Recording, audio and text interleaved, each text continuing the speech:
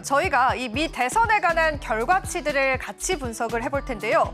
저희가 어제와 같은 개표 상황과 함께 또 오늘 확정 지어졌던 개표 상황들을 브리핑 도와드리도록 하겠습니다. 일단 여기 보이시는 것처럼 트럼프 같은 경우에는 295명의 선거인단을 확보하면서 승기를 잡았습니다. 중요한 부분들은 우리가 경합주로 알려져 있었던 지역에서 모두 다 승리를 했다라는 건데요. 지역별로 잠깐 저희가 한번 짚고 넘어가겠습니다. 자, 여기 보시면 네바다주 같은 경우에는 6명의 선거인단을 확보하게 됐는데 오차 범위가 상당히 컸습니다. 51%대 46%로 상당히 큰 범위의 격차가 벌어졌고요. 그리고 애리조나주도 보겠습니다. 애리조나주는 11명의 선거인단을 확보하게 되면서 트럼프가 승기를 잡았습니다. 자, 그럼 경합주가 많이 몰려있는 지역으로 한번 가보실까요? 자, 이쪽 지역에 관한 것들도 박빙이 예상이 됐었지만 사실상 트럼프가 많은 비율로 승리를 하게 됐는데요. 우리가 최대 접전지로 알고 있었던 뉴욕 아랫단에 위치하고 있는 펜실베니아 같은 경우에는요. 트럼프 후보가 아주 근소한 차이로 승리를 했습니다.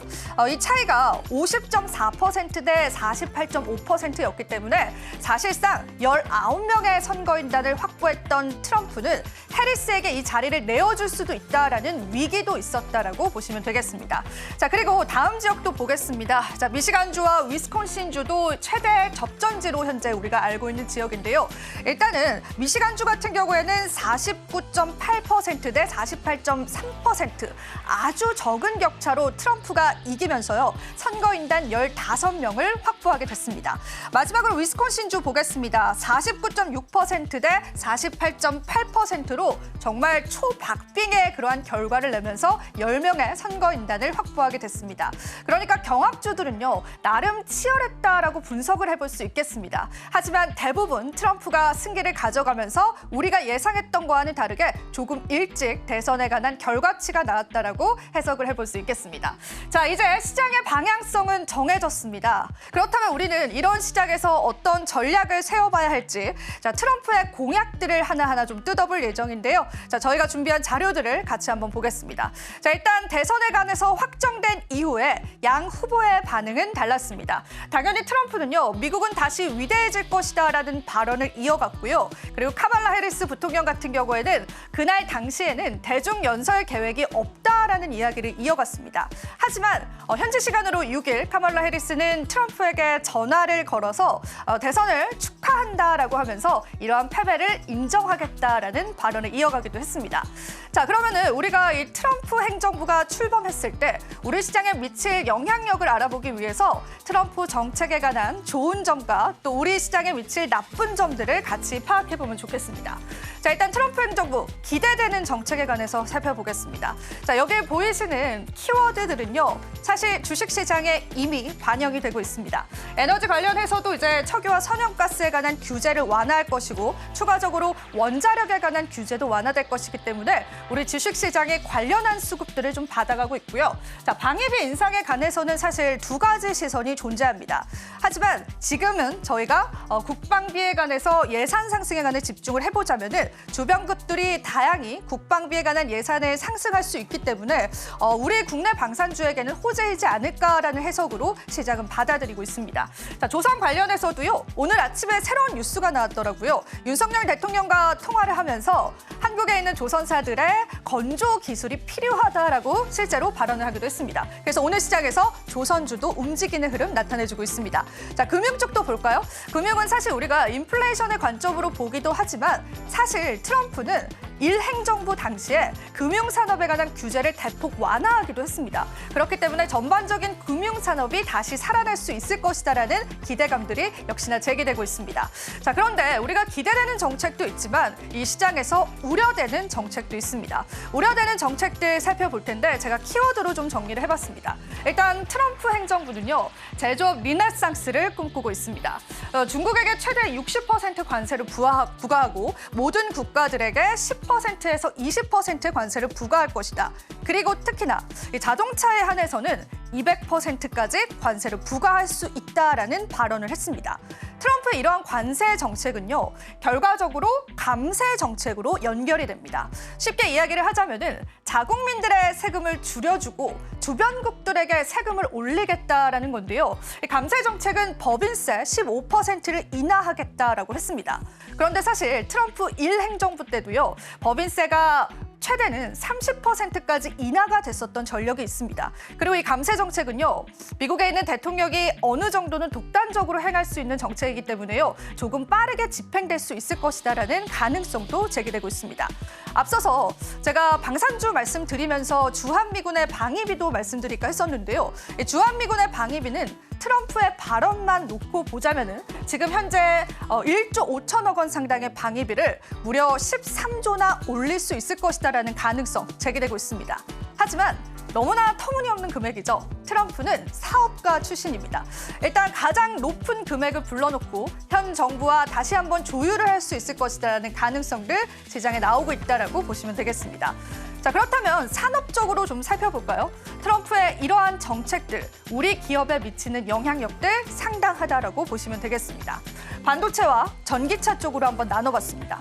반도체 쪽 보실 텐데요. 실제로 반도체 치스법을 통해서 우리나라 기업이 받고 있는 세제 혜택은 어마어마합니다. 제가 수치로 정리를 해봤습니다. 삼성전자 같은 경우에는 미국 텍사스주의 테일러 공장을 가동할 예정인데요. 미국 정부에게 받기로 한 세제 혜택이 무려 9조 원에 해당합니다. SK하이닉스 같은 경우에는요, 6,200억 원에 해당하는 세제 혜택을 받기로 예정이 되어 있습니다. 실제로 SK 회장인 최태원 회장은요, 반도체 공장을 설립하는데 천문학적인 비용이 들기 때문에 미국 정부의 그러한 도움 없이는 힘들다라고 이야기를 하기도 했습니다. 자, 그렇기 때문에 지금 현재 SK하이닉스가 미국 인디애나주에 관한 반도체 공장을 2028년도에 가동 예정인데 이 부분에 관한 차질이 생길 수 있을 것이다라고 여러분들 예상해 보시면 되겠습니다. 자, 그럼 자동차 쪽으로 한번 가볼까요? 자동차도 지금 현재 굉장히 심각한 문제에 직면해 있습니다. 어제 주식시장 보니까요, 관련 종목들이 일제히 빠지더라고요. 사실 우리가 이러한 점들을 단순히 테마주의 성격으로 보기보다는 우리 기업들에게 미칠 영향력들을 분석해 보셔야 될 것 같습니다. 자, 이 자동차 관련해서는요, 현대차 그룹과 SK온, 그리고 삼성 SDI와 LG 에너지 솔루션 4가지 기업에 관해서 정리가 필요할 것 같습니다. 자, 일단 지금 현재 우리나라 전기차 기업들이 받고 있는 혜택은요, 일단 전기차 한 대당 1,000만 원 상당의 보조금이 지원이 되고요. 거기에다가 셀사들에게는 1kW당 35달러의 보조금이 지원되고 있습니다. 현대차 그룹 같은 경우에는요, 미국 조지아주 전기차 신공장을 2024년도에 이미 가동을 했고요. 그리고 SK온 같은 경우에는 미국 조지아주 배터리 1, 2 공장을 가동하고 있습니다. 거기에다 추가적으로 삼성 SDI는 미국 스텔란티스와 합작법인인 배터리 공장을 12월 달에 조기 가동하기로 되어 있는 상황이고요. 거기에 추가적으로 LG 에너지 솔루션은 미시간주에 관한 배터리 단독 공장과 GM과의 합작법인 공장을 현재 가동할 예정이다라고 합니다.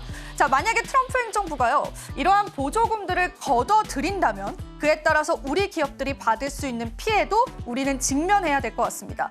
기업들이 어떠한 대안을 내놓을지가 중요할 것 같고요.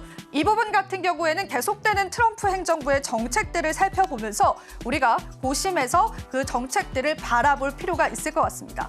실제로 이번 3분기 실적 발표를 보니까요, SK온과 LG 에너지 솔루션은 만약에 미국에 이런 세액공제 혜택이 없었다면 적자로 전환이 된다라고 합니다. 그러니까 기업의 실적과도 연관이 되어 있다라고 볼 수가 있는 거죠. 과연 트럼프 행정부가 이 IRA 법안을 폐지할지 여부에 따라서 관련 기업들의 영업이익률뿐만 아니라 주가의 흐름들도 저희가 체크를 해보셔야 될 것 같습니다. 저희가 이렇게 해서 트럼프 행정부에 관한 다양한 이야기들을 나눠봤는데요.